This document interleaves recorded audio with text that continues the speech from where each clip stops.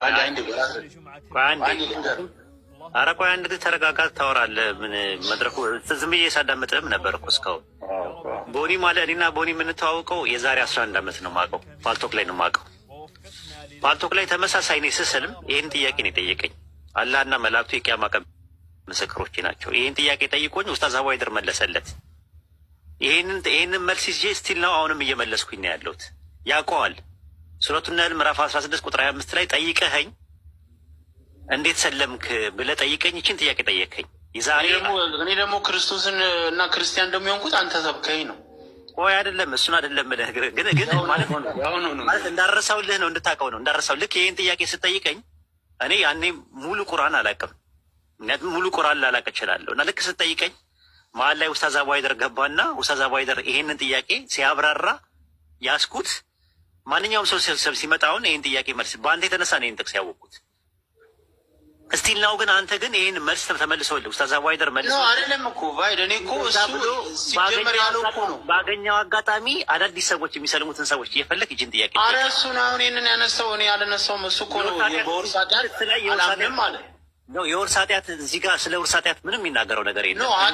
ኃጢአተኛ የለም ስላለ እኮ ነው። ኃጢአት ለአንዱ ኃጢአት አንዱ ነው። ኃጢአት አይወረስም አለ። አሁንም አላመጣም። 16:25 ላይ ኃጢአት ይወረሳል አይልም። ምንድን ነው የሚለው? እንየው ጥቅሱን። ይህ የሚሉትን በትንሣኤ ቀን ኃጢአቶቻቸው በሙሉ ከነዚያ ያለ እውቀት ሆነው ከሚያጠሟቸው የጠመሙ ሰዎች የሚቀጠቱትን ቅጣት ከእነሱ ላይ ሳይጨመርና ሳይቀነስ ወደ እነርሱ ይመጣል። በማጥመማቸው በማሳሳታቸው የተነሳ በሚሳሳቱት ሰዎች የሚቀጡትን ቅጣት አሳሳቶቹ በሚያሳሱበት ምክንያት ይቀጣሉ። ረሱል ላ ሰለም ይህንን ጥቅስ ሲያብራሩት ምን አሉ? ታላቁ ሙፈሲር ኢብኑ ከሲር የረሱል ላ ሰለም ሱነን ኢብኑ ማጃ ላይ ምን አሉ? ያላ መልእክተኛም እንዲህ አሉ፣ ማንም ጠሪ ሰዎችን ወደ ጥመት የሚጠራ የተከተለው ሰዎች የሚሸከሙት ኃጢአት ከእርሱ ላይ ሳይገድልና ሳይል ይሸከማል። ማንም ጠሪ ሰዎች ወደ ምሪት የሚጠራ የተከተሉ ሰዎች የሚያገኙትን ምንዳ ከእነርሱ ላይ ሳይጎደል ይሸከማል አለ።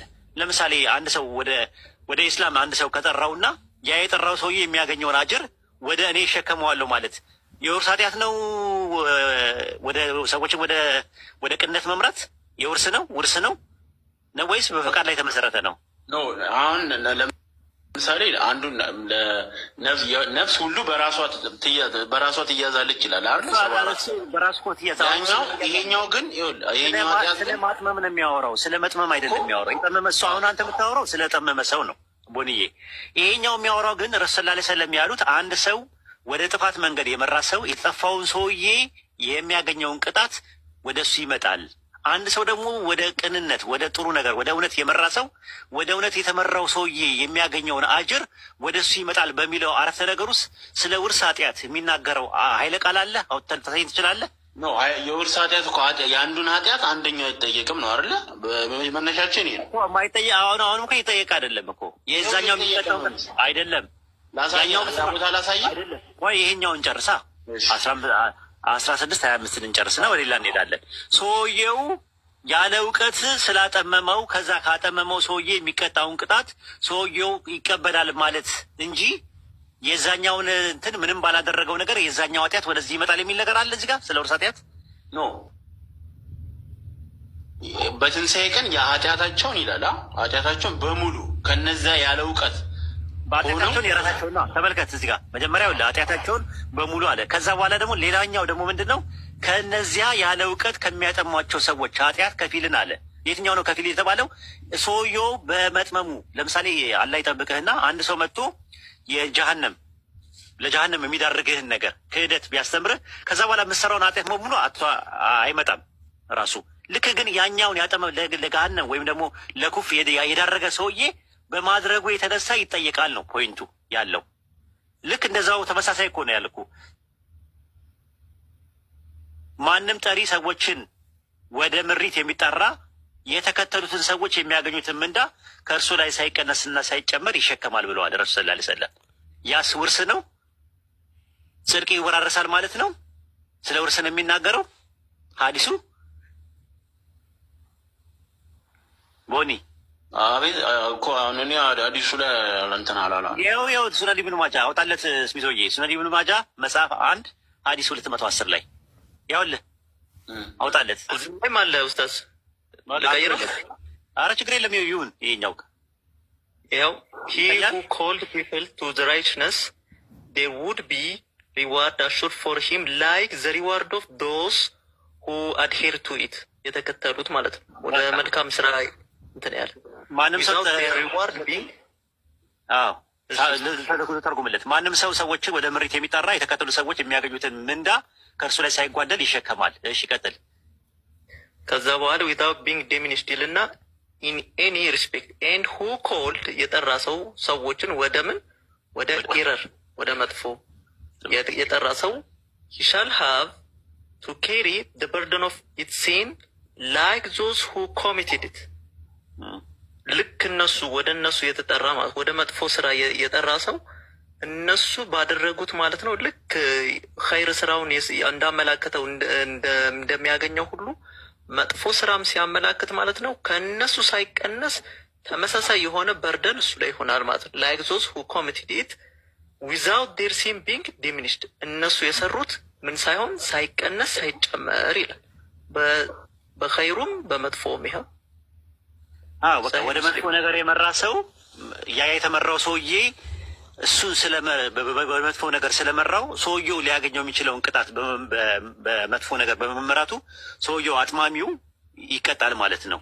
ያ ደግሞ ወደ ምር የመራው ነገር ወደ ቅንነት ወደ እውነት የመራ ሰው ደግሞ ካለ እሱ ሊያገኘው የተመራው ሰውዬ የሚያገኘውን አጅር ይሄኛው ደግሞ ወደዛ ስለጠራው አጅሩን ያገኛል። ስለ ውርስ ምንም ነገር የሚናገረው ነገር የለም።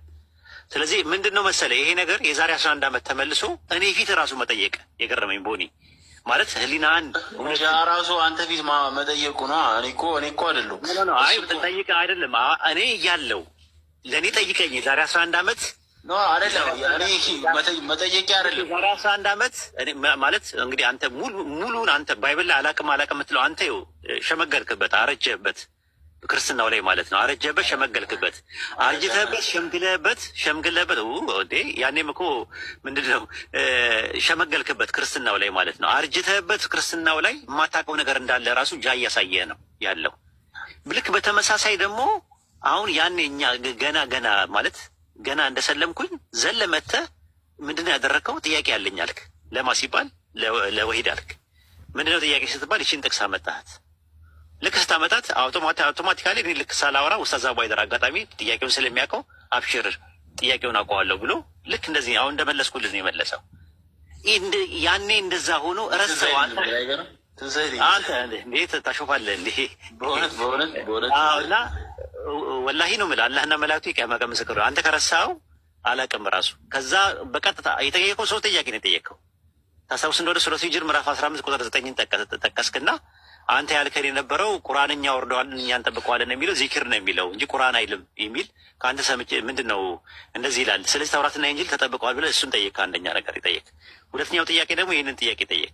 ግን በስርዓቱም እኮ ነፍስ የሌላውን ኃጢአት አትሸከምም ይላል ቁርአን። አትሸከምም የሚለው አንተ ባልሰራህበት ነው። አንተ ባልሰራህበት አሁን እዚህ ጋር ደግሞ አንዱን ይሸከማል ይላል። ለማጥመም ነው የሚያወራው። አንደኛውን ስለ ማሳሳት ነው የሚያወራው። ስለ መሳሳት አይደለም የሚያወራው። መሳሳትና ማሳሳት በይዘትም ሆነ በአይነት በመንስኤም ሆነ በውጤት ሁለት የተለያዩ ለየቅል የሆኑ ቃላቶች ናቸው። ይሄ አብዛኛው ላይ እኮ ብቻ ሳይሆን ባይድ እዛ 29-12 ላይም እኮ አንድ አይነት እንደዚህ ተመሳሳይ ነው። 29-12 ላይ ያለውና 16-25 ላይ ተመሳሳይ ነው። ብንገባ ምንም ነገር የለም። ነገር ግን ይወረሳል የሚል ነገር የለም። ራሱ አንደኛው የአንደኛውንም ደግሞ ኃጢአት ይሸከማል ሳይሆን በማጥመማቸው የተነሳ ነው የሚለው። ያለ እውቀት ከሚያጠሟቸው እነዛን ያለ እውቀት የሚያጠሟቸው ሰዎች የጠመመው ሰውዬ ሊቀጣበት የሚችለውን ቅጣት ይሄኛው አጥማሚውም ይቀበላል ነው። የሚጠየቁት እኮ በትንሳኤ ቀን ነው። አሁን ስለምስ መቼ ያሉ በትንሳኤ ቀን አይደል የተናገሩት?